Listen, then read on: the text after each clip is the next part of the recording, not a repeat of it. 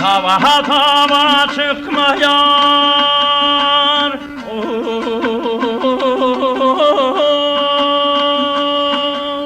yerimi gül geçti Dülkün perişanın soy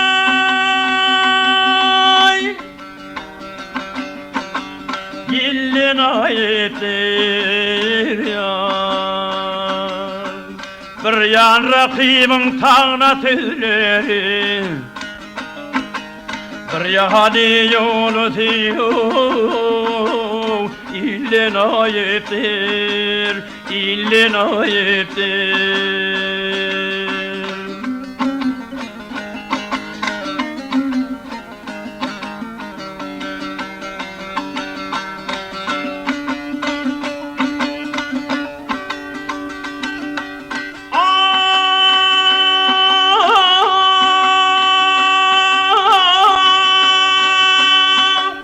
Hevdevim girip seni Berelim andonu Korkaran iltimeyen Yar Karşımayı onu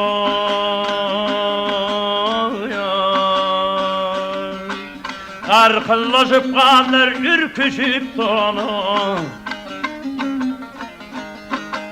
Nefes uçay kaldı Küllün o yetir Küllün o yetir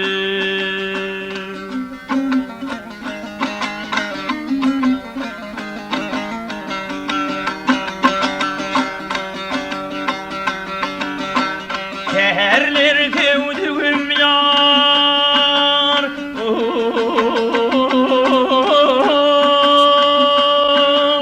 Çıktın Tehran'a Korkarım aşıkları Odun uyana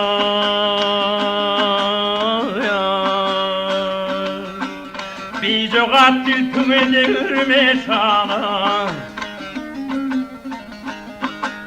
Bir taharici dilsey Kallana yetir Kallana yetir Bir coğat dilküme yar Yar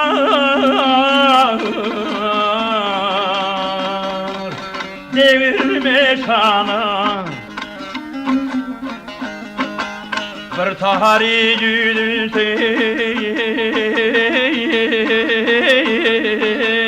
Kallana yetir